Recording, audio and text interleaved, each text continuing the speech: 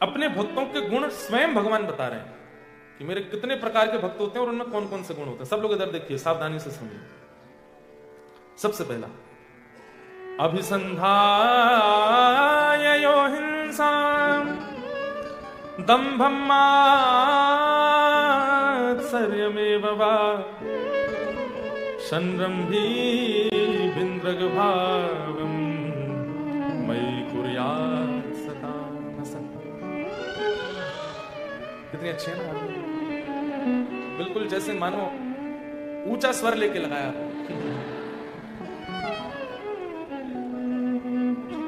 सबसे पहला भगवान बता रहे हैं तामस, मेरे तामसी भक्त का स्वभाव कैसा होता है।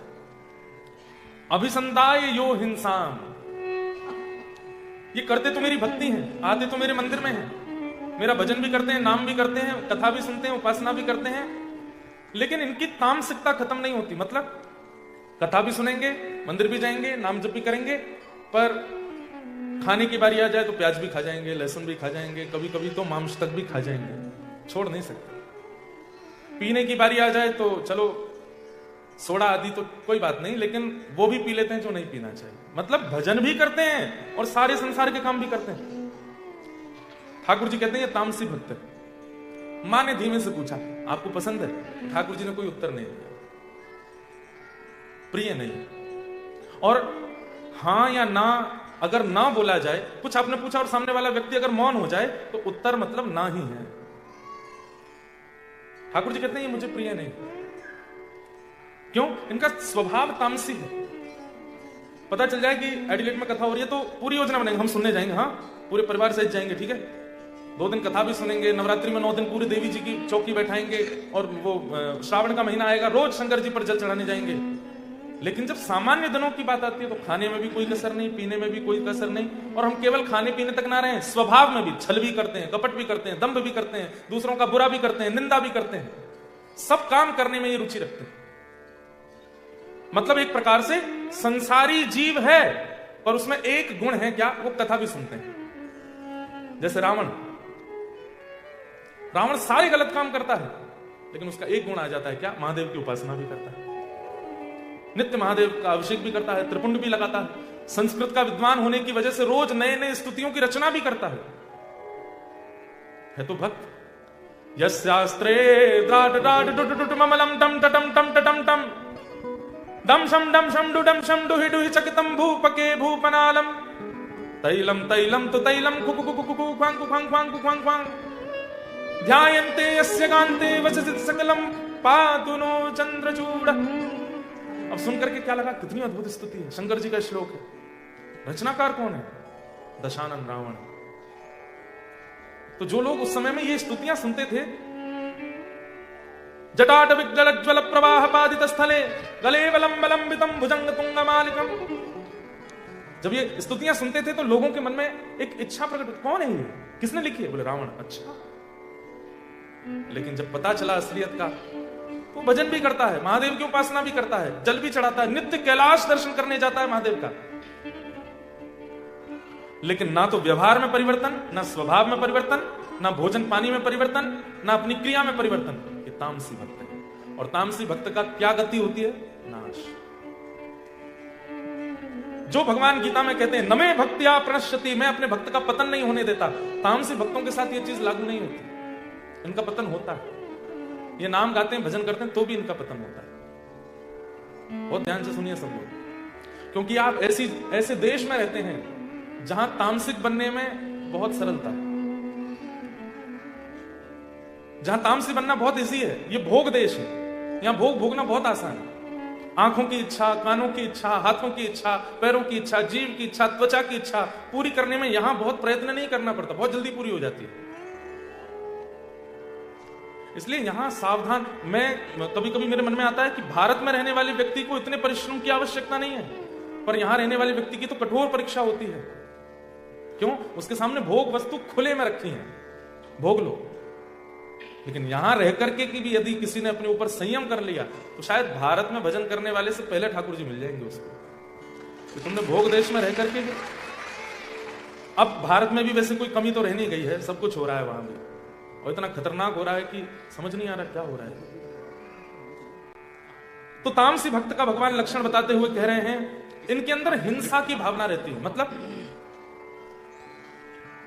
विशेष रूप से आगे वाले नीचे वाले, ऊपर तो मेरी आंखें कम जा रही है, आप लोग तो यहीं देखते रहो, हिलना भी नहीं, हाँ सुनते रहो, 2 ही दिन है आपके पास, इसलिए गवाना नहीं। इनके अंदर हिंसा की भावना रहती है।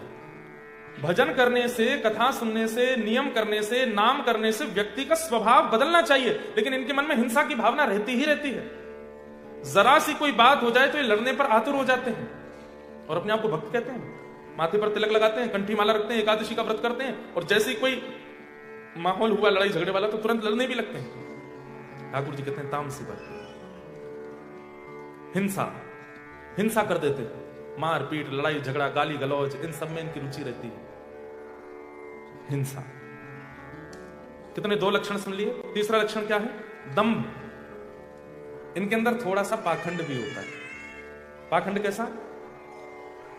माला इसलिए नहीं कर रहे हैं कि सब मुझे ठाकुर जी मिले, माला इसलिए कर रहे हैं कि सबको दिखे कि मैं माला करता हूं, मेरे पास माला रहती है। कंठी इसलिए नहीं पहन रहे हैं कि मेरा वैष्णव आभूषण है, कंठी इसलिए पहन रहे हैं कि सबको पता चले कि देखो मेरे गले में कंठी माला है, मैं वृंदावन से संबंध रखता हूं, इसलिए गले में पहनते। कथा में इसलिए नहीं आए कि हम परिवर्तन करना है, पता चल गया है कि मेरे फ्रेंड ग्रुप के बहुत लोग जा रहे हैं, उन सबको बताना भी तो है कि मैं भी कथा सुनता हूं। आजकल भक्ति ट्रेंड में चल रही है, इसलिए लोग भक्ति करते हैं, ताकि क्योंकि नॉर्मल किसी कार्यक्रम में जाके फोटो डालेंगे तो 100 लाइक्स, पर भक्ति के कार्यक्रम में जाके फोटो डाले गए तो शायद 350-400 पहुंच सकते हैं, इसलिए करते हैं। मतलब दंभ, वो केवल नाटक मात्र हो रहा है। ठाकुर जी की सेवा सुनना, कथा सुनना, सेवा करना आदि आदि सब में दंभ है। 5वां लक्षण कितने हो गए? 1 2 3 4। चौथा लक्षण क्या है? मात्सर्य दोष। मात्सर्य दोष का मतलब क्या होता है? ईर्ष्या। कथा सुनते हैं, भजन करते हैं, नाम करते हैं, लेकिन जैसे हमसे सुंदर कोई आ गया, इतना पाउडर लगा के आया मुंह पे, ऐसा बन के आया, ईर्ष्या।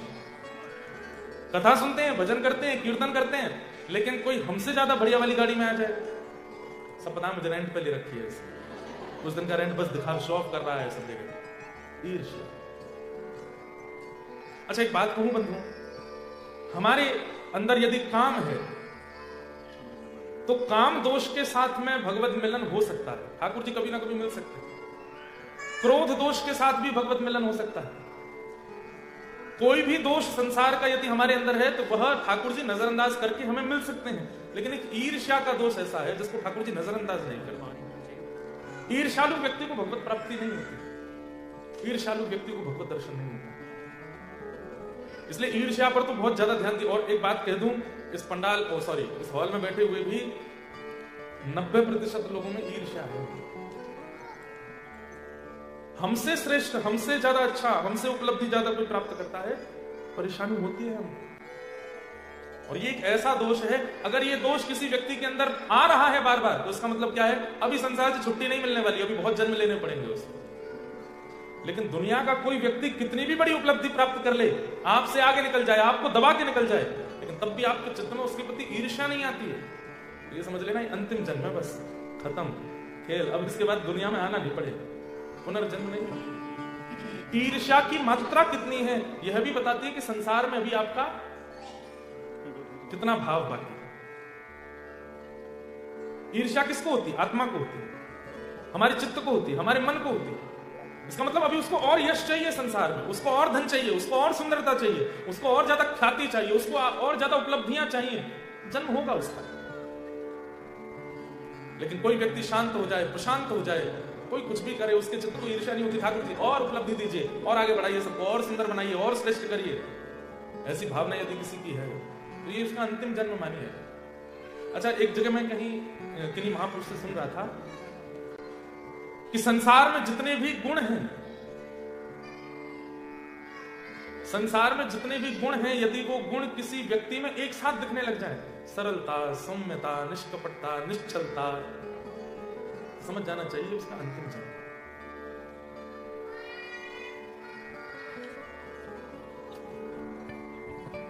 मात्सर्य, इस दोष से बचिए। तो भगवान कह रहे हैं तामसी भक्तों में पहला लक्षण क्या है? ये कथा भी सुनते हैं, कीर्तन भी करते हैं, नाम जप भी करते हैं और सारे गलत काम भी करते हैं। दूसरा, इनके अंदर हिंसा की भावना बहुत ज्यादा होती है, लड़ाई झगड़ा मारपीट करने के लिए सदैव तैयार रहते हैं। तीसरा लक्षण, दंभ पाखंड ज्यादा करते हैं, भजन कम करते हैं। चौथा, ईर्ष्या की भावना में सदा संलिप्त रहते हैं, मात्सर्य दोष से युक्त रहते हैं। संरंभी भिन्नक भावम मयि कुर्यात् सतामस। इस प्रकार से भजन करने वाले लोगों को मैं तामसी भक्त कहता हूं। मां, ये मुझे प्रिय नहीं, ये मुझे अच्छा नहीं लगता। तब मां कहती हैं तो फिर दूसरे भक्त कौन से हैं? तब ठाकुर जी कहते हैं दूसरे भक्त हैं राजस भक्त। आप कौन से हैं? देखो, व्यक्ति सब जानते हैं कि मेरे अंदर क्या गुण है, क्या अवगुण है, मैं कैसा हूं, सबको पता है। इसलिए जो जो लक्षण यहां बताए जा रहे हैं, अगर किंचित भी वो लक्षण आपके अंदर है तो स्वयं स्वीकार कर लेना कि हाँ मैं ये वाला हूं। अगर तामसी लक्षण है, किसी को बताइए मत, पर स्वीकार तो कर ही लीजिएगा यहां पे कि हाँ ये मुझे। दूसरा लक्षण क्या है? राजस भक्त। विषयान् विसंधाय यश ऐश्वर्यमेव वा अर्चादावर्चयेद्यो मां पृथक् भावस राजस। राजस भक्त के लक्षण क्या है? तो ठाकुर जी कहते हैं ये मेरे पास केवल मांगने ही आते हैं, ये मेरे पास केवल मांगने ही आते हैं। हे ठाकुर जी, मेरा ये काम करवा दी, सोने का छत्र चढ़वाऊंगा। काम जैसे होने लगता है तो बीच में फिर सोने का तो बहुत महंगा हो रहा है, चांदी का करवा। ठाकुर जी को लोभ देते हैं, हे दुर्गा मैया मेरा ये काम करो। वैष्णो देवी पैदल चढ़ के आऊंगा ऊपर। लोभ दे रहे ठाकुर जी को। जैसे कोई राजनेता को लोभ देता है कि हमारे यहाँ का ये काम करवा दीजिए, हम आपका ये काम करवा देंगे, हम आपको ये करवा देंगे, हम आपको वोट दिलवा देंगे। अरे आप ठाकुर जी से डील कर रहे हो। ये राजस भक्त है जो केवल विषय के लिए ठाकुर जी से पार्टनरशिप करने लगता है, बिजनेस पार्टनरशिप हो रही है। हे महादेव, मेलबर्न वाली से मेरा ब्याह करा दो कैसे? उसके अलावा कोई है नहीं इस संसार में जिसके संग में रह सकूं। आप एक मेरा ये काम करा दीजिए। हे महादेव, आप ही कर सकते हैं। हनुमान चालीसा का पाठ कर रहे हैं दिन रात, कैसे भी हमारा ब्याह कर। हनुमान चालीसा कहेंगे, हनुमान जी महाराज कहेंगे मैं स्वयं ब्रह्मचारी हूं भाई। मतलब विषयों के लिए ठाकुर जी की आराधना करने वाला व्यक्ति। अभी आप सब लोग तो ऑस्ट्रेलिया में हैं, कई लोगों के वीजा नहीं होते, कई लोगों के रिजेक्ट हो जाते हैं। तो भारत में ऐसे कई मंदिर हैं, वीजा वाला मंदिर, वहां पर जाके नारियल मान दो, वीजा लग जाता है। एक पंजाब में कोई स्थान है, वहां पर जाके हवाई जहाज का टॉय अर्पित कर दो तो यूएस का वीजा हो जाता है। ठीक है, मैं किसी स्थान की निंदा नहीं कर रहा हूं, लेकिन हम लोग कभी निस्वार्थ क्यों नहीं बन पाते ठाकुर जी के लिए? एक स्वार्थ क्यों बना रहता है चित्त में? भगवान कह रहे हैं विषयों के लिए जिसको मेरी याद आती, वैसे मेरे को कभी याद नहीं करता, मेरी कभी उसको स्मृति नहीं होती, मैं हूं भी इस पर भी उसको संशय होता रहता, भगवान कुछ है क्या? लेकिन जैसे ही जीवन में अभाव आता है उसको याद आने लगता है, हे भगवान, हे प्रभु, कहां राम कृष्ण जगन्नाथ, कहां होना? ठाकुर जी कहते क्यों पुकार रहे हो? ये काम मेरा करवा दीजिए। आप लोग कभी विचार नहीं करते क्या भगवान ने इसलिए दुनिया बनाई है कि हम लोगों को जन्म दें और फिर जब हमारे काम अटके तो उनसे काम करवाना, उनका भजन करें। मैं अभी मेलबर्न में भी इस बात को कोट करके आया था कि हम सब उनसे बिछड़ गए हैं और अपने कर्म बंधनों में बंध गए यहां करके, पुनः उन्हीं के पास जाना है, इसलिए हम आए हैं इस संसार। जीवात्मा और परमात्मा एक घोंसले के दो पक्षी हैं। जीवात्मा रूपी पक्षी संसार को देख के कहता है, अभी मैं कल होबार्ट से ड्राइव करके कौन सी जगह गए थे? लॉन्चेस्टर तस्मानिया में, उसको बोलते हैं कि ऑस्ट्रेलिया का सबसे बढ़िया ड्राइव। हम खुद चला के ले गए गाड़ी, सब देख लिया, अच्छा था, क्या बढ़िया पहाड़ थे, क्या बढ़िया नदियां थी, क्या सरोवर थे। एक बात कहूं, पहाड़ तो हैं आपके ऑस्ट्रेलिया में, पर इन पहाड़ों पर बद्री विशाल और केदारनाथ है। नदियां तो हैं पर गंगा यमुना जैसी आचमन करने वाली नदियां नहीं। लोग तो हैं पर उन लोगों के चित्त में श्री किशोरी जी नहीं। वन तो है पर वृंदावन नहीं। सब कुछ है, लेकिन फिर भी बहुत कुछ सीखना है भारतीय लोगों को। हमारे पास अमृत जैसी वस्तुएं हैं, लेकिन हमने उनके स्तर को बहुत सामान्य कर दिया। और उसके पीछे कारण भी है कि भारत का सबसे बड़ा जो मुझे लगता है कि एक थोड़ी सी कमी जो रह रही है वो ये क्षेत्रफल छोटा है, जनसंख्या बहुत ज्यादा है। आपका ऑस्ट्रेलिया इतना बड़ा है, जनसंख्या तो ऐसी है, कितनी है टोटल कितनी है पूरा ऑस्ट्रेलिया की? है दिल्ली से कम है। हम तो सोचे यूपी के आसपास कुछ होगा, और सोचो भारत से 3 टाइम बड़ा है ऑस्ट्रेलिया, हाँ 7 टाइम 7 टाइम्स बड़ा है, लो और ज्यादा, और जनसंख्या दिल्ली से भी कम। भारत में इसलिए थोड़ी अव्यवस्थाएं थोड़ी ज्यादा हो जाती है क्योंकि वहां पर जनसंख्या बहुत ज्यादा है, संभाल पाना बहुत मुश्किल है। नहीं तो भारत का रख रखाव ऐसा होना चाहिए जैसे यहाँ का। एक चीज का अंतर और है, भारत में पवित्रता बहुत है, स्वच्छता नहीं, पर यहां पर स्वच्छता बहुत है, पवित्रता नहीं। यहां पर स्वच्छता तो बहुत है, व्यक्ति आपको ऐसा लगेगा हाँ क्या बढ़िया कोट पहन के आया है, क्या शूज कितने बढ़िया है इसके, गाड़ी कौन सी बढ़िया लग्जरी कार में से उतरा। बोलोगे have you bath today? No, it's a winter season, we only bath twice a week. हफ्ते में 2 ही बार नहाते हैं। कहो तो जिस हाथ से खा रहे हैं उसी से आपको परोस भी देंगे। यहां पर पवित्रता नहीं है पर स्वच्छता बहुत है। हमारे भारत में स्वच्छता का अभाव हो गया, पवित्रता बहुत है। पवित्रता ऐसी कि काशी विश्वनाथ मंदिर जाएंगे, ऊपर हाथ रख के लेके जाएंगे, इसमें गंगा जल, इसमें माला, वो छुप ना जाए। पवित्रता खूब, स्वच्छता लाने की आवश्यकता है भारत में। गंगा यमुना जी की ऐसी स्थिति कर दी है, कभी कभी हृदय बहुत रोता है। तो राजस भक्त कौन? जो केवल विषय की याचना करता है ठाकुर जी से। एक बार एक भक्त ने ठाकुर जी की तपस्या की, तपस्या करके भगवान प्रकट हो गए, बोले मां को क्या चाहिए? तो उसने कहा मैं जो चाहूं मुझे मिल जाएगा, करे ऐसा वरदान दे दो। ठाकुर जी बोले ऐसे वरदान देने बंद कर दिए मैंने, तुम लोग कुछ भी मांग लेते हो, नहीं दूंगा। तो बोले फिर क्या दोगे? बोले कुछ और मांगो। बोले नहीं यार यही चाहिए, जो मैं चाहूं मुझे मिल जाए। तब ठाकुर जी समझ गए, बोले कलयुगी जीव है, कलयुगी जीव पीछे पड़ा है कि यही वरदान चाहिए तो चलो दे देते हैं, लेकिन एक बात एक्स्ट्रा बोल देते हैं। क्या? तुम जो चाहोगे तुमको मिल जाएगा, लेकिन पड़ोसी को दुगना मिलेगा। बोला ये तो बात आपकी ठीक नहीं। बोले चाहिए तो लो, नहीं तो जाओ। व्यक्ति बोला ठीक है देख लूंगा, दे दीजिए। अब वो जो भी मांगता है, एडिलेड में मेरा घर बन जाए, उसका तो घर बना, पड़ोसी को 2 बन गए, बड़े बड़े बन गए। एक गाड़ी आ जाए मेरे पास, उस पर गाड़ी आ गई, उसके पड़ोसी पर 2 आ गए। मेरी बढ़िया वाली जॉब लग जाए, मिलियंस कमाया करूंगा, वो तो मिलियंस की जॉब लगी, पड़ोसी की ट्रिलियंस की लगे। एक सुंदर सी कन्या से मेरा ब्याह हो जाए, इसके तो 1 हुए, पड़ोसी के 2 ब्याह हो गए। अभी तक तो मांग रहा था, लेकिन अब इसको ईर्ष्या होने लगी। तपस्या की मैंने, वरदान मांगा मैंने, और ये हंसकर के मेरे सामने से निकलता है, जानता नहीं मेरी तपस्या का फल भोग रहा है। रुक जा, जो भी मांगता हूं तुझे दुगना मिलता है ना, अब घाटी की वस्तु मांगूंगा, मुझे 1 घाटा होगा, तुझे दुगना होगा। हे भगवान मेरे घर के बिल्कुल मेन डोर पर कुआं निकल आवे, उसके तो 1 निकले, पड़ोसी के 2, वो निकल ही नहीं सकता, इतने बड़े कुआं। हंसने लगा, बोले अब आएगा आने।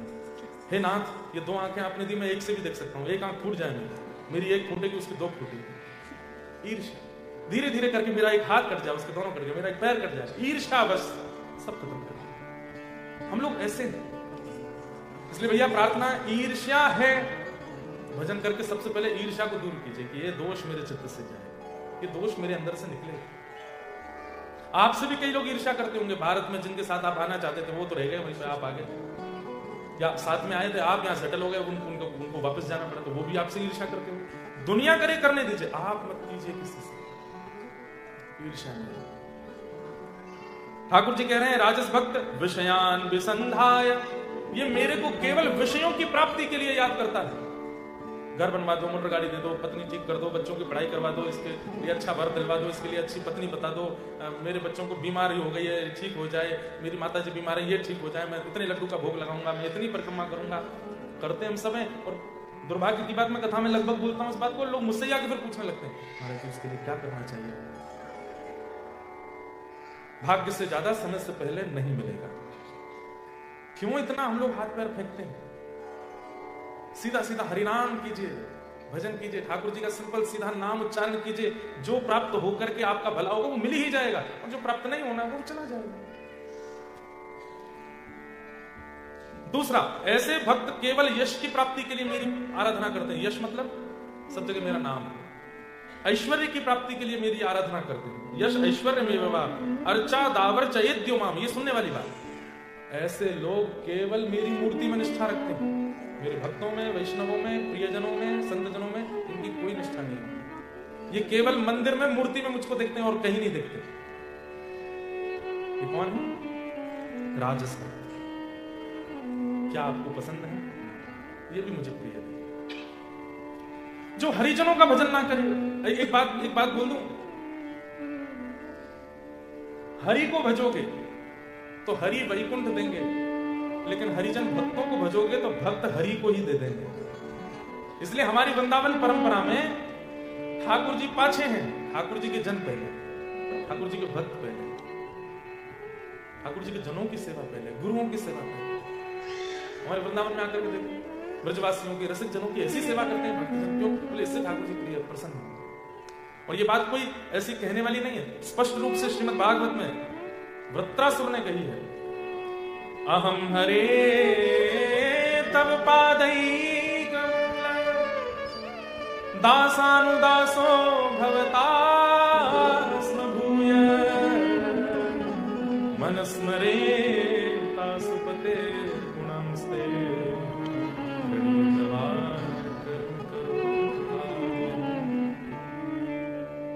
हे नाथ मेरे ऊपर एक कृपा कीजिए। भगवान बोले क्या चाहिए वृत्रासुर? बोले दासान उदासो भवतास्म भूय, आपके दासों के दासों का दास मुझे बना दीजिए।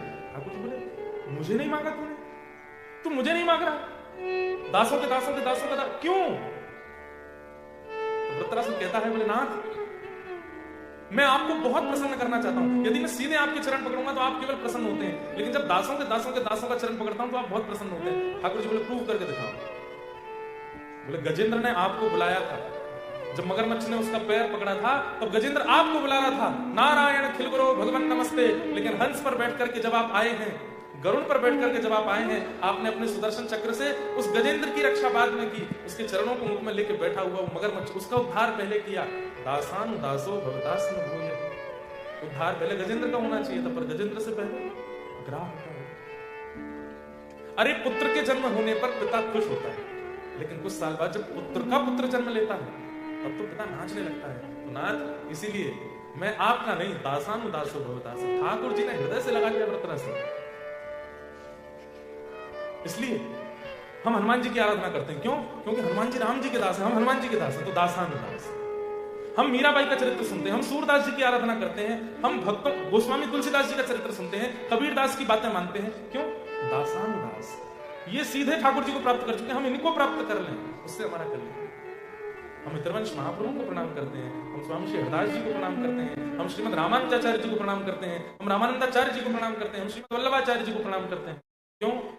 प्रणाम से ठाकुर जी, ये इनको प्रणाम करेंगे, ये हमें योग्य बनाएंगे कि हम ठाकुर जी को प्राप्त करें।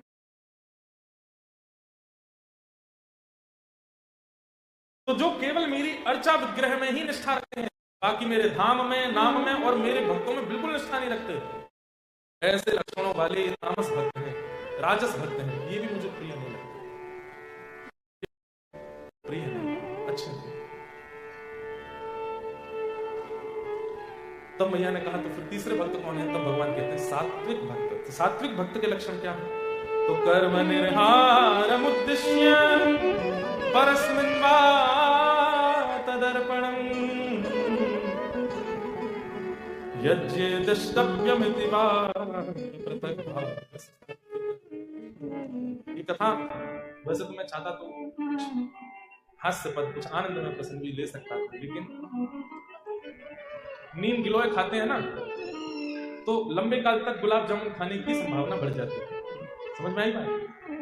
अगर आप नीम खूब खाए हो, नीम गिलोय खाए हो, पहले से अपने आप को भीतर से अंदर से बिल्कुल पुष्ट कर रखा है, तो फिर गुलाब जामुन खाओ, पिज्जा खाओ, पास्ता खाओ, बर्गर खाओ, कुछ भी खा लो, सब पचा लो।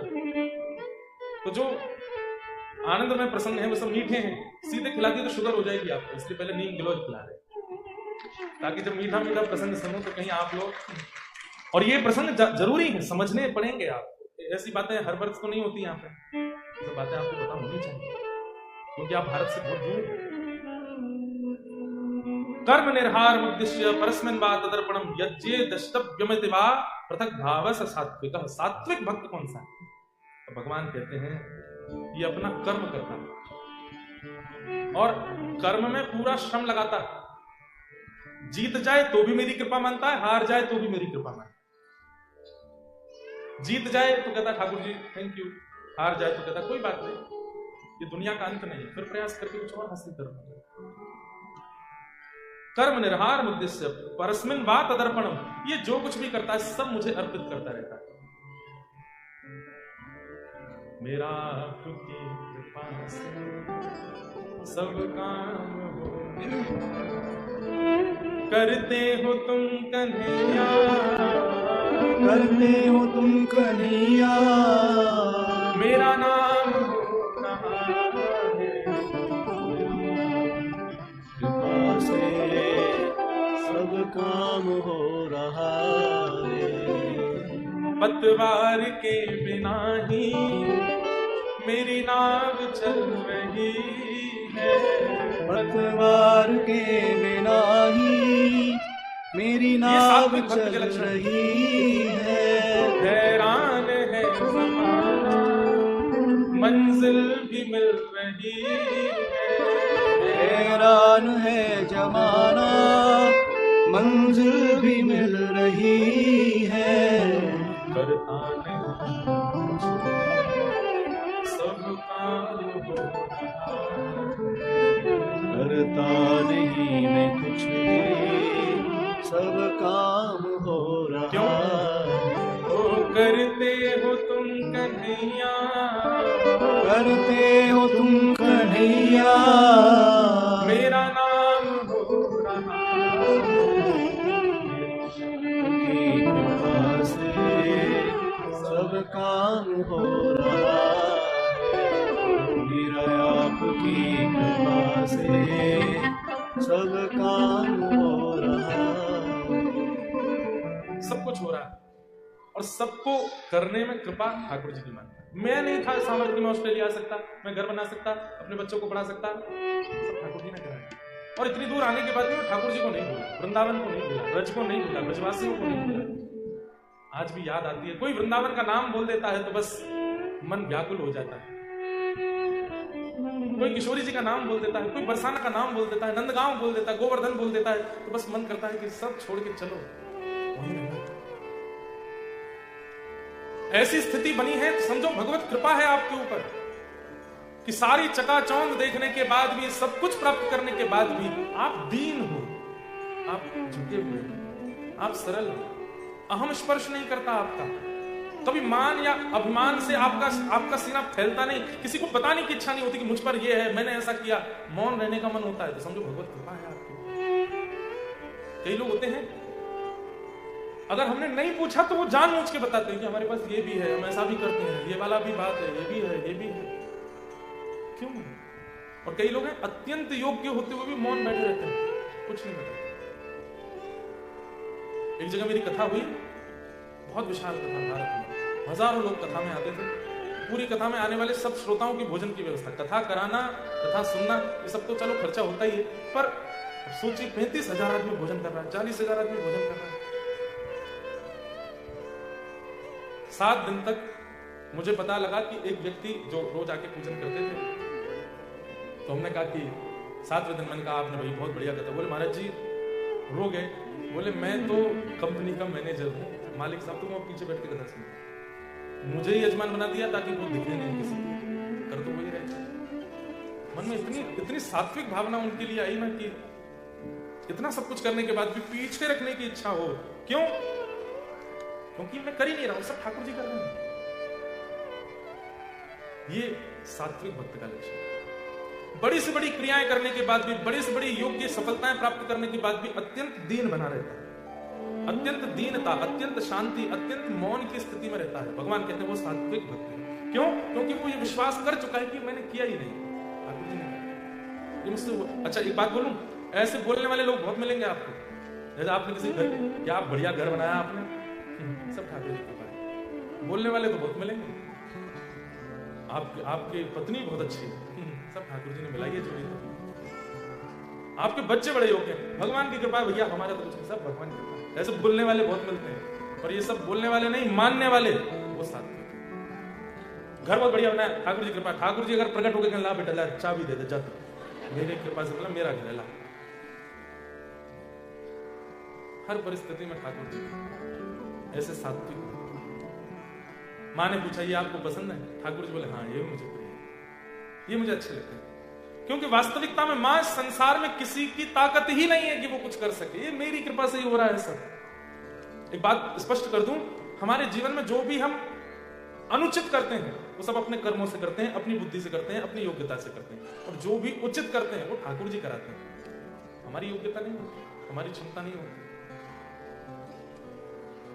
इसलिए हर परिस्थिति को ठाकुर जी को अर्पित करके दीन रहना, दैन्य भाव में रहना, मौन रहना, योग्य होते हुए भी अपने आप को सरल बना लेना, ये सात्विक व्यक्ति का लक्षण है।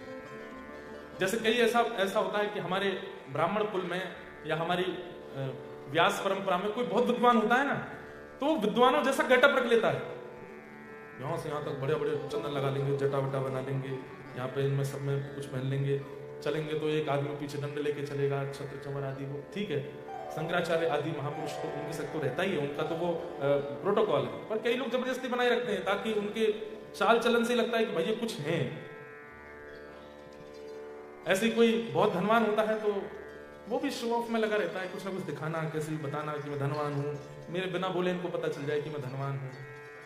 ये सब सात्विक व्यक्ति का लक्षण नहीं है। सात्विक कैसा होता है? अति दीन, अति शांत, कोने में बैठा होगा चुपचाप। हनुमान जी के विषय में आता है, यत्र यत्र रघुनाथ कीर्तनम तत्र तत्र कृतमस्तकांजलिं बाष्पवारि परिपूर्ण लोचनम मारुतिं नमत राक्षसांतकम्। जहां जहां ठाकुर जी की कथा होती है, हनुमान जी निश्चित आते हैं, यहां भी आए हैं, मुझे आपको नहीं पता, आए हैं। स्पष्ट यत्र यत्र रघुनाथ कीर्तनम, जहां जहां राम जी की कथा, कृष्ण की कथा होती है, हनुमान जी जाते हैं, तत्र तत्र कृतमस्तकांजलिं। हनुमान जी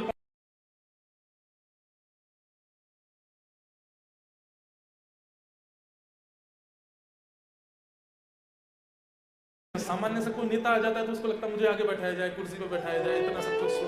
लेकिन हनुमान जी महाराज, चारों युग प्रताप तुम्हारा है, प्रसिद्ध जगत उजियारा, साधु संत के तुम रखवारे, असुर निकंदन नाम तुम्हारे।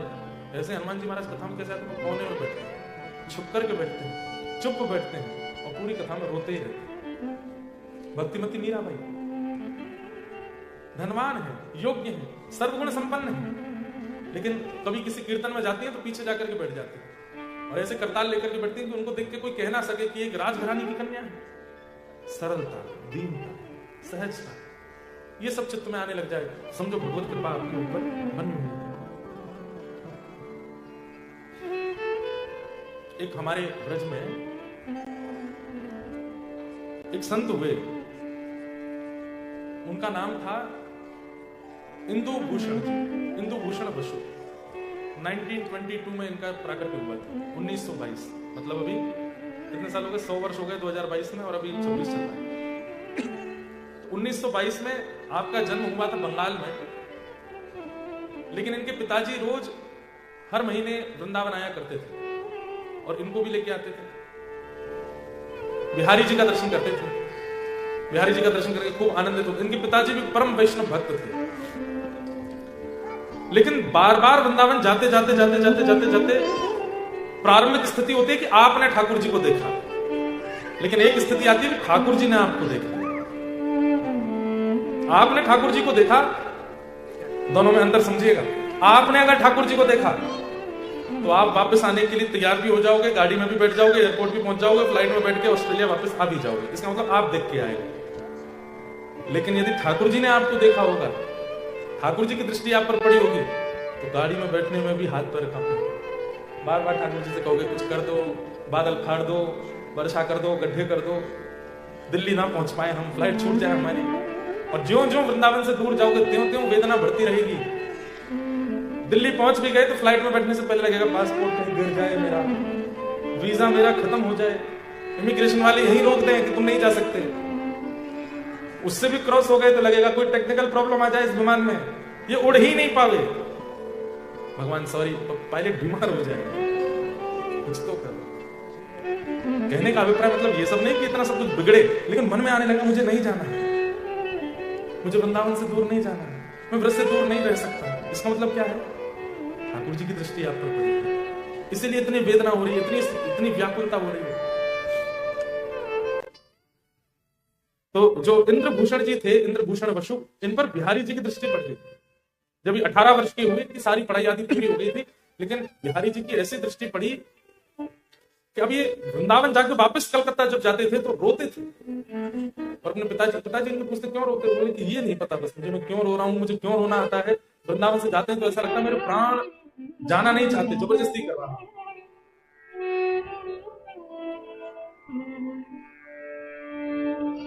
वृंदावन अद्भुत है।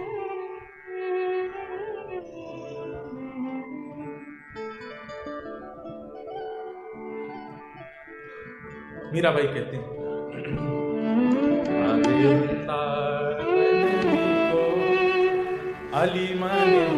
आली मतलब सखी, गाना मीराबाई के साथ। आगे वृंदावन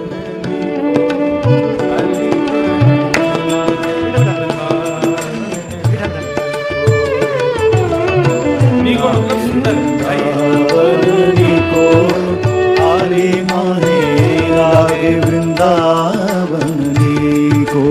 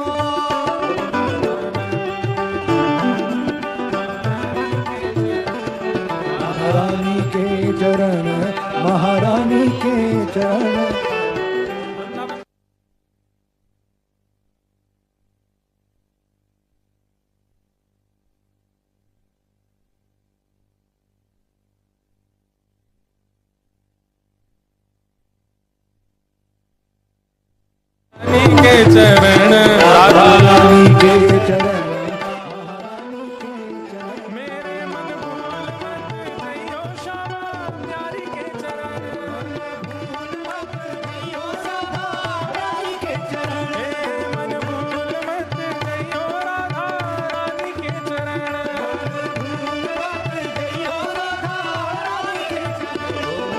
रानी के चरण महारानी के चरण राधा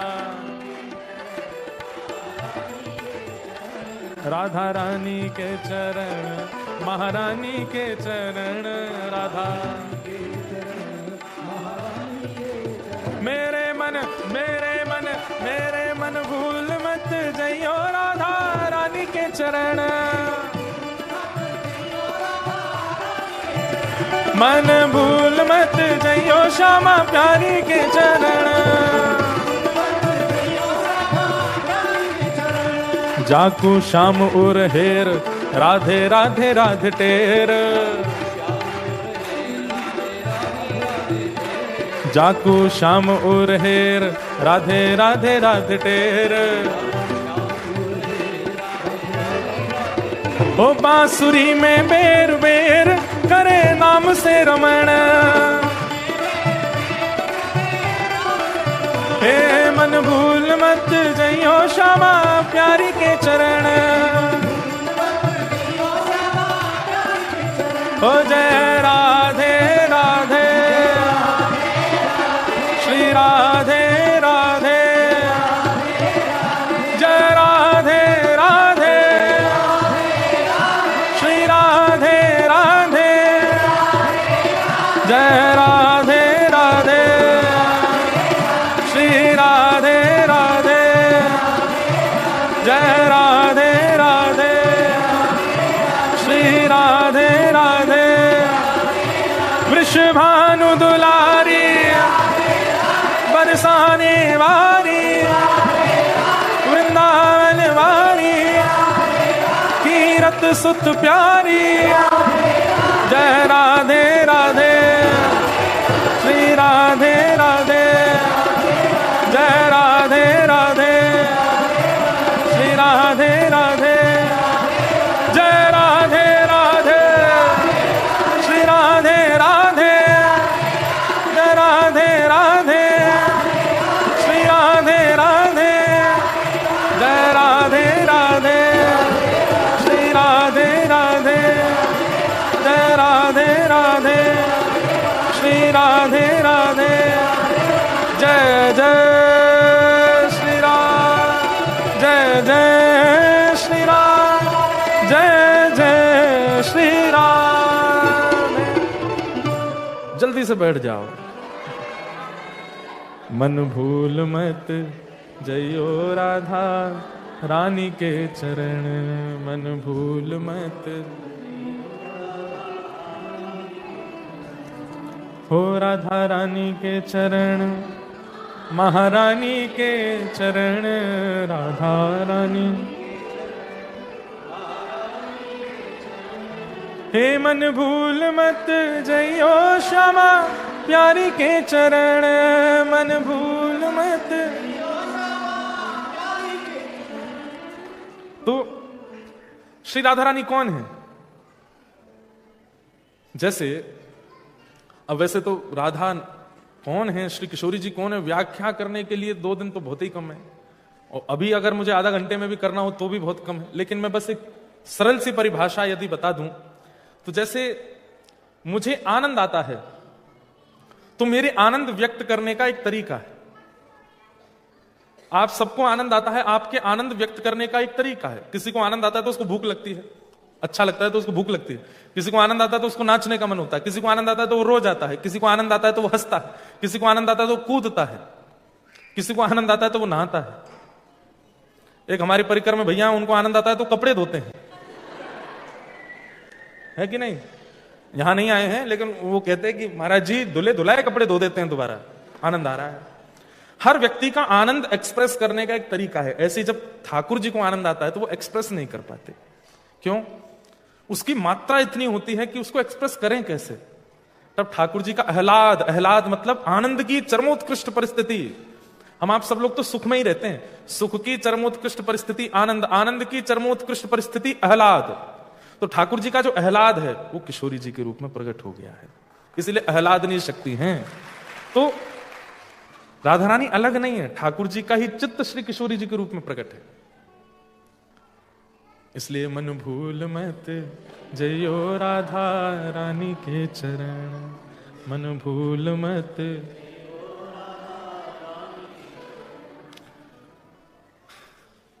तो हम जिनका चरित्र सुना रहे थे, बहुत सुंदर चरित्र है उनका, और संभवतः आज तक मैंने कहा नहीं है। इंद्रभूषण बसु कलकत्ता के, बंगाल के निवासी थे। 1922 में इनका जन्म हुआ। 18 वर्ष की अवस्था तक हर वर्ष अपने पिताजी के साथ वृंदावन जाते थे, लेकिन अब इनकी पढ़ाई पूरी हो गई थी। अब इनको जॉब या फिर किसी प्रकार, उस समय अंग्रेज शासन था भारत में, तो कुछ ना कुछ कार्य करना था। खूब पढ़ लिख के विद्वान हो गए थे।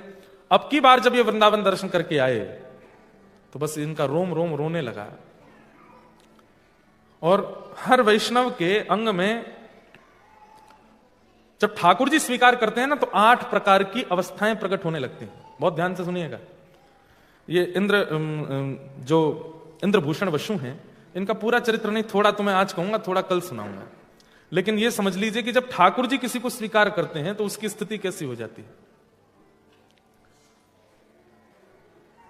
अष्ट सात्विक भाव प्रकट होने लगते हैं। अष्ट सात्विक भाव में पहला भाव क्या है? स्तंभ। स्तंभ मतलब जड़वत व्यक्ति खड़ा हो जाता है, ना हिलता है, ना डुलता है, ना आंखों की पलकें चलाता है, ना कुछ बोलता है। प्रक्रिया खत्म हो जाती है। तब कृष्ण प्रेम करते करते करते करते करते करते एक स्थिति ऐसी आती है जब ठाकुर जी स्वीकार कर लेते हैं तो व्यक्ति ऐसा ही हो जाता है। उसको आप गाली दो, उसकी प्रशंसा करो, उसको बुरा बोलो, उसको अच्छा बोलो, उसको धन दो, उससे सब छीन लो, वो एक रस ही रहेगा। स्तंभन। अष्ट सात्विक भावों में पहला है स्तंभ। अच्छा बोलने से अच्छा लग रहा है और किसी के बुरा बोलने से बुरा लग रहा है तो उसका मतलब ठाकुर जी ने अभी स्वीकार नहीं किया है। आप एक रस हो जाओ, ना निंदा आपको परेशान करे, ना स्तुति आपको फुलावे, ना वैभव आपको पागल करे, और ना सब लुट जाने पर आप बेचैन हो जाओ। एक स्थिति बन जाए, समझो ठाकुर जी ने स्वीकार किया। और नहीं बन रही है तो इसका मतलब अभी ठाकुर जी ने स्वीकार नहीं किया। अच्छा, एक बात बोलूं, अष्ट सात्विक भाव जो हम यहां सुन रहे हैं, शायद हम में से किसी में नहीं होंगे। कुछ कह नहीं सकते, एक आध में हो भी सकते हैं। मैंने मेलबर्न में भी एक में 2-4 तो देखे थे। मेरे से तो बहुत लोग मिलने आते हैं, कई बालक मिलने आते हैं, उनमें दर्शन होता है। अष्ट सात्विक भाव वाले 8 अभी तक मुझे किसी में नहीं दिखे, पर हाँ 2-4 3-4 दिखे। तो पहला क्या है? स्तंभन। स्तंभ के भांति व्यक्ति हो जाता है। उसको मारो, पीटो, काटो, भलाई करो, अच्छाई करो, कुछ प्रभाव नहीं होता, वो एक रस रहता है। अष्ट सात्विक भावों में दूसरा भाव क्या है? ठाकुर जी की कथा सुनते सुनते, या ठाकुर जी की सेवा करते करते, या नाम जप करते करते, या नेत्र बंद करके मानसी करते करते भयंकर सर्दी में भी पसीने आने लगे, प्रश्वेत होने लगे। मेहनत करके नहीं, श्रम करके नहीं, हीटर चला के नहीं, ठाकुर जी की याद में। अच्छा, एक बात, व्यक्ति जब संसारी रोता है ना तो केवल आंखों से अश्रु निकलता है, लेकिन जब व्यक्ति ठाकुर जी के विरह में बहुत रोता है, रो रो करके उसकी स्थिति ऐसी हो जाती है तो उसके अंग अंग से अश्रु प्रकट होने लगते हैं और हमें लगता है पसीना आ रहा है, प्रश्वेत। ये दूसरा सात्विक भाव है। तीसरा, ये गोपियों में आता था, जो व्रज की गोपियां, और क्षमा करें कान पकड़ के, व्रज में जाकर के कई लोग अपने आप को गोपी भाव में युक्त मानते हैं कि हमें गोपी भाव आ गया। अगर ये अष्ट भाव आपके प्रकट नहीं है तो आप गोपी नहीं हो। तो पहला, स्तंभ के भांति हो जाना। दूसरा, अनायास ही भयंकर सर्दी में भी प्रश्वेत आना। मैं नाम नहीं बोलूंगा, एक हमारे वृंदावन के महाराज जी हैं, बोल देता हूं, जो अधिकारी होंगे वो प्रणाम कर ही लेंगे। श्री गोरीलाल कुंज वाले महाराज जी, हरिदासी परंपरा के महाराज जी, आप में से कईयों ने दर्शन भी किए होंगे। शाम के 7 बजते ही वो चाहे दुनिया के किसी कोने में हो, प्रधानमंत्री की सभा में हो, उनको एकांत में जाना है और बैठना है आंख बंद करके। क्यों? मानसी में जाते हैं, अपने प्रिया प्रियतम के उनको मानसी में पौढ़ाना, चरण सेवा करना, प्रसादी करना, ये सब उनका नियम है। एक नहीं, अनेक बार उनके शिष्यों के द्वारा सुनी गई बातें कि एक बार महाराज जी कहीं ट्रेवल कर रहे थे, गाड़ी में थे, 7 बजते उन्होंने सीट पर ही आसन लगाया, बैठ गए, बोले गाड़ी चलाते रहो।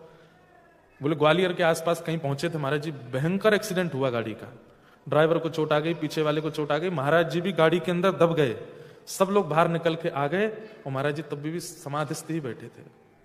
बोले जैसे तैसे हमने उनको बाहर निकाला। बाहर निकलने के उनका समय है इतनी देर, वो 1-1.25 घंटे रहते ही हैं ध्यान में आज भी।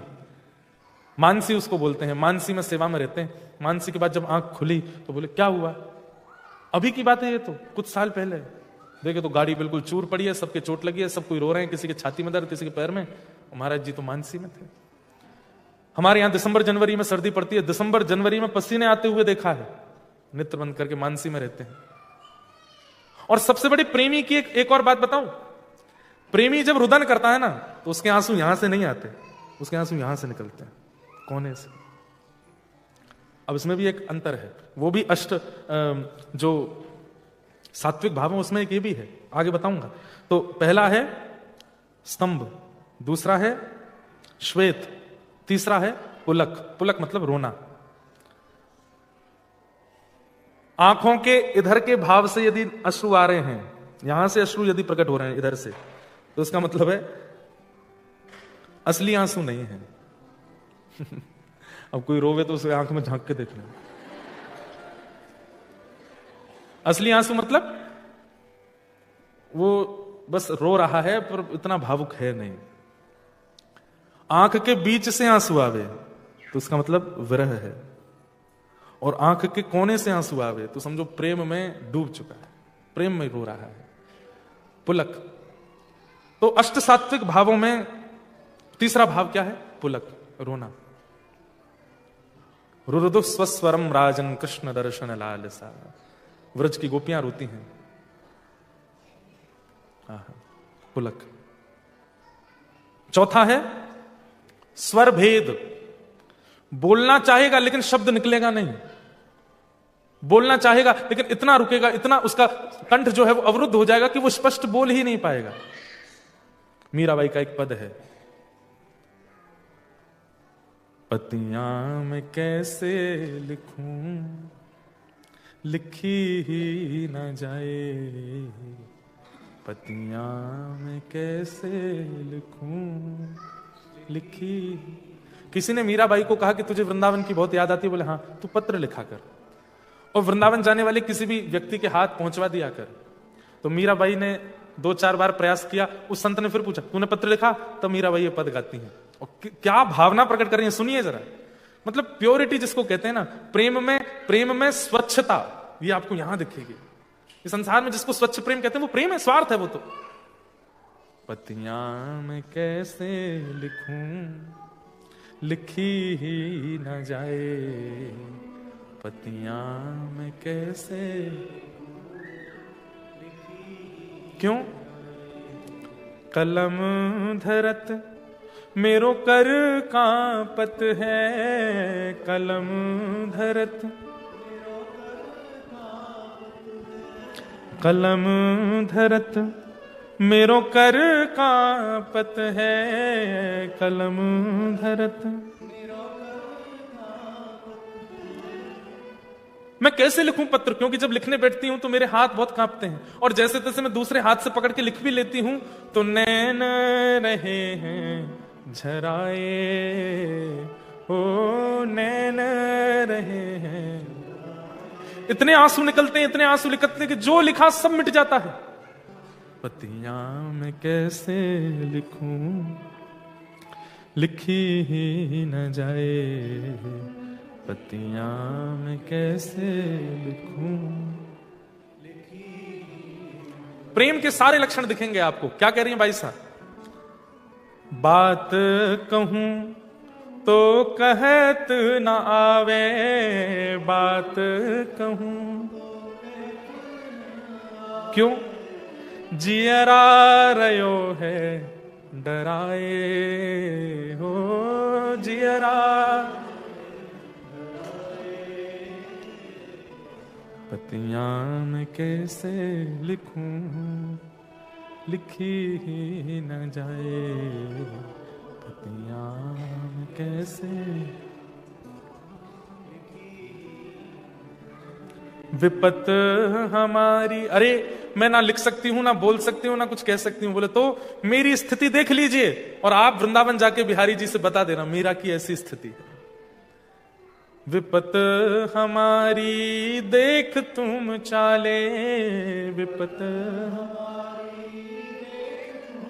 बस कहियो हरि जो सो जाए हो।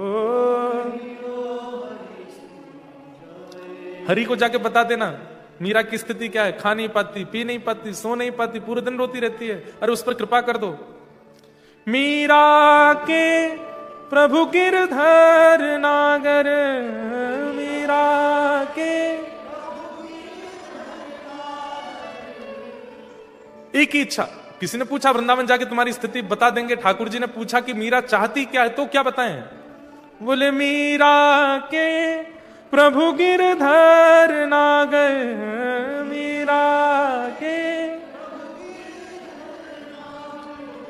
चरण कमल लिपटाए हो, चरण कमल। बस और कुछ नहीं चाहिए, कह देना कि वो अपने चरण में स्थान दे दे।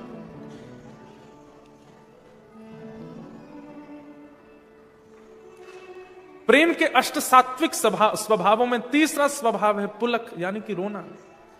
और रोना मतलब ऐसा नहीं आज रोए, हफ्ते भर बाद रोए, महीने, बस वो नेत्रों में आंसू भरे ही रहते हैं। कोई गलती से बोल दे एक बार बस नाम हरि का, वृंदावन का, तो बस निकल पड़ते हैं वो।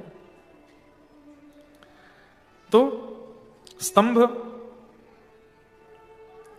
प्रश्वेत, पुलक और स्वर भेद। चौथा है बोल नहीं पाएंगे, कंठ अवरुद्ध हो जाएगा। पांचवा है वैपथु। वैपथु मतलब कंपन, शरीर में एक विचित्र सा कंपन होगा। ठाकुर जी को याद करके कई वैष्णव ऐसे हैं। अभी मैं होपाट भी गया, वहां एक दंपति प्रणाम कर रहे हैं, प्रणाम करते उनका शरीर कंपन हो रहा था। कंपन सर्दी से नहीं, जाड़े से नहीं, बस विरह में कंपन। शरीर वो आपके वश में नहीं होता, अपने आप होता है। ये अष्ट सात्विक भाव आपके चाहने से नहीं आते, ये ठाकुर जी जब आपके अंग को छूते हैं तब प्रकट होते हैं। वही पथु यानी कि कंपन। उसके बाद वही वर्ण यानी कि रंग का बदल जाना। गोरे थे तो लाल हो जाओगे। आपकी सुंदरता ऐसी हो जाएगी कि व्यक्ति देख करके कहेगा क्या ऐसा प्रयोग करता है कि इतना सुंदर लग रहा है, लेकिन वो सुंदरता हरिस्मरण की होगी। वही वर्ण बदलने लगेगा। मुखमंडल को देख करके, आपके मुख आकृति को देख करके सामने वाले को लगेगा धीर गंभीर है, बहुत स्थिर है, इसको श्रृंगार की आवश्यकता नहीं, सुंदरता तो ऐसी छलकती है। वही वर्ण। व्यक्ति जब महासंसारी होता है तो उसका रूप, उसका यौवन, उसकी आकृति, उसकी प्रकृति, उसका स्वभाव सब संसार की ओर ले जाने वाला होता है। लेकिन जब व्यक्ति भगवत अनुरागी हो जाता है तो उसका रूप, उसका सौंदर्य, उसकी बोली, उसकी चाली, उसके स्वभाव, उसकी मनस्थिति सब हरि की ओर ले जाने वाली होती है। वही वर्ण बदलने लगता है। और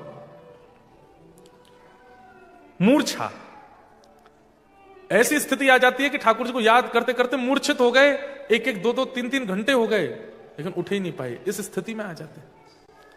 और एक स्थिति होती है रोमांच, यानी कि शरीर के रोए खड़े हो जाना।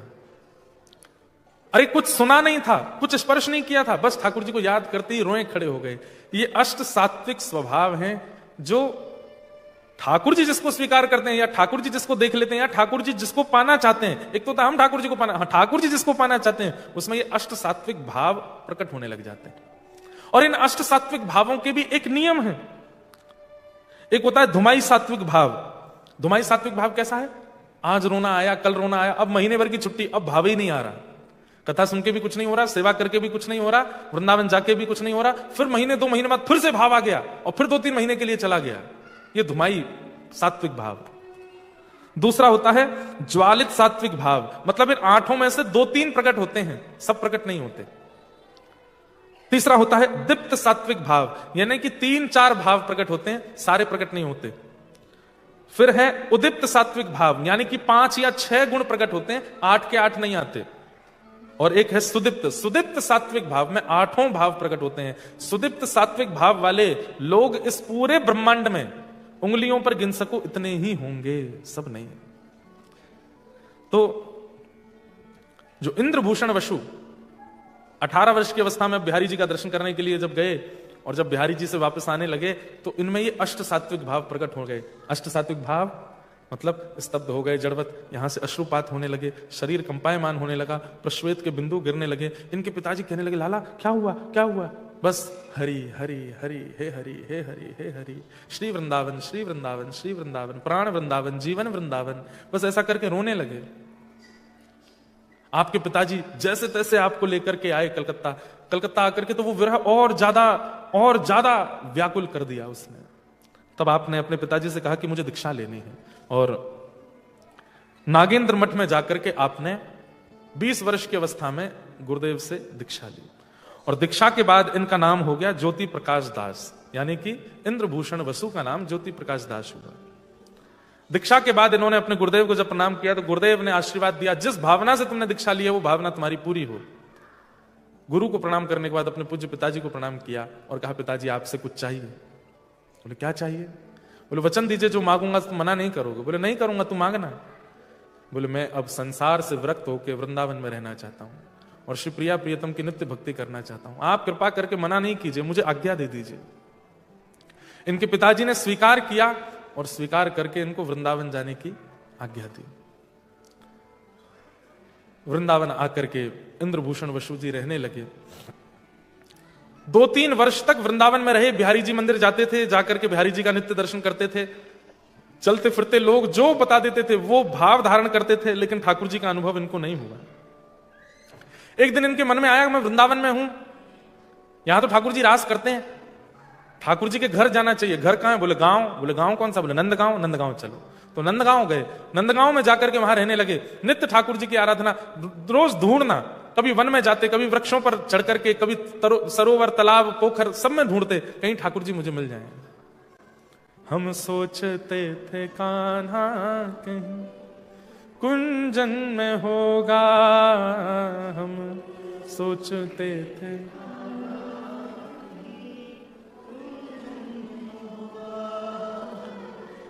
अभी तो मिलन का हमने सुख नहीं भोगा, हाँ अभी तो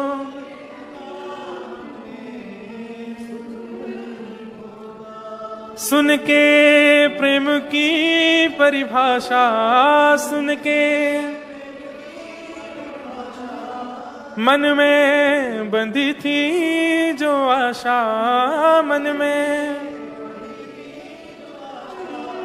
आशा हुई रे निराशा, झूठी दे गया दिलाशा, हमें श्याम ना मिला,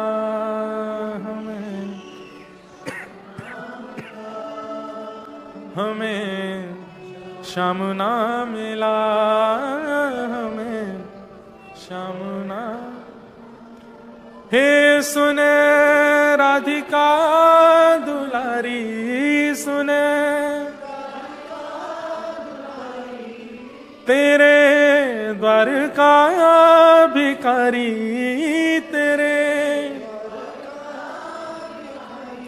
तेरे श्याम का पुजारी, पीड़ा है हमारी, हमें श्याम ना मिला, हमें श्याम ना मिला, हमें श्याम ना मिला, हमें।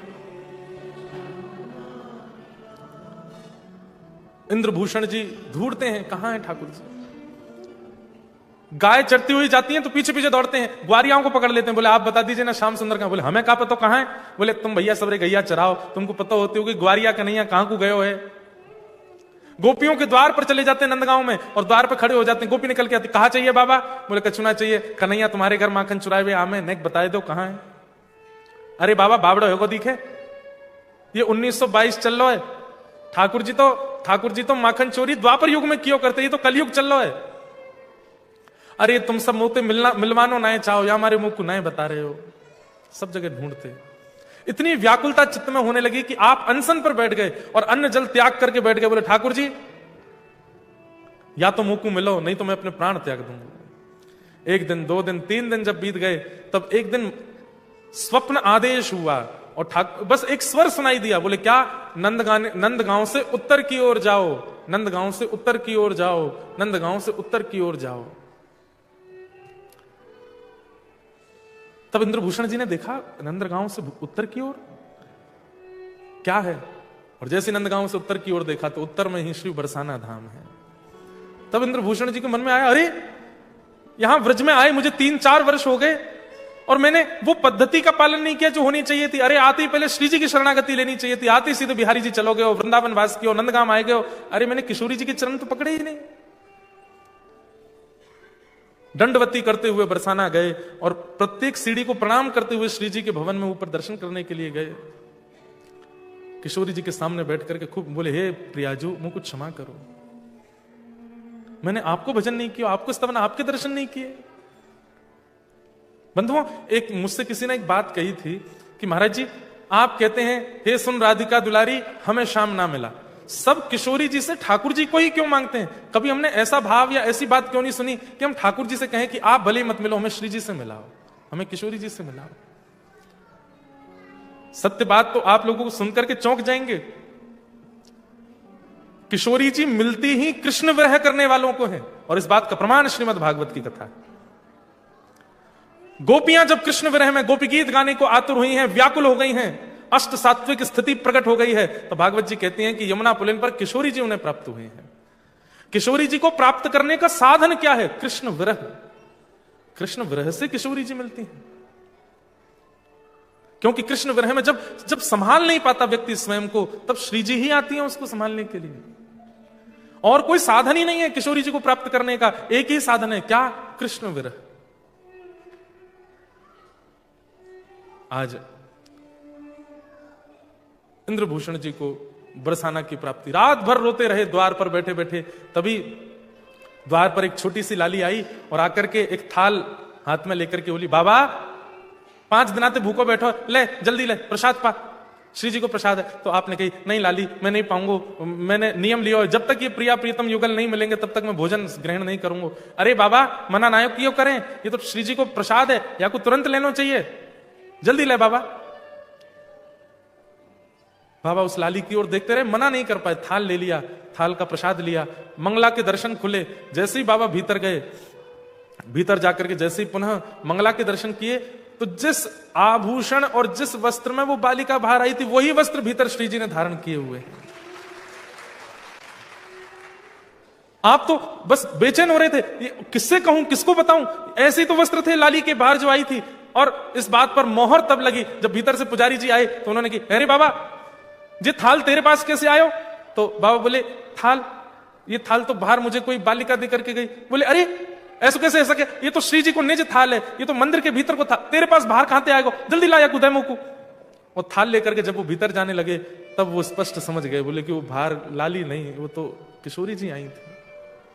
आप इतने रोए, इतने रोए। तब किशोरी जी से कहा कि हे श्यामाजू कृपा करो, मेरो जन्म क्यों भयो है, मैं बंगाल का जन्मा, वृंदावन से मुझे प्रीति क्यों हुई है, मुझे किस कारण से यहां बुलाया है, ये मुझमें जो भाव प्रकट हो रहे हैं ये मेरी क्षमता तो नहीं है, मेरे परिवार में भी किसी ने इतना भजन नहीं किया, ये मुझमें ऐसे गुण लक्षण क्यों आ रहे हैं, क्यों मैं इतना बेचैन आपसे मिलने के लिए हो रहा हूं, क्या बात है, स्पष्ट करो। तब किशोरी जी ने स्वप्नाज्ञा करके कहा, अरे फूल सखी, और उनका नाम फूल सखी हो गया। तू हमारी फूल सखी है और तेरो काम फूलन सो श्रृंगार करके निकुंज बिहारी लाल को प्रसन्न करनो है। चल जा, अब इन फूलन की सेवा से आनंद कर।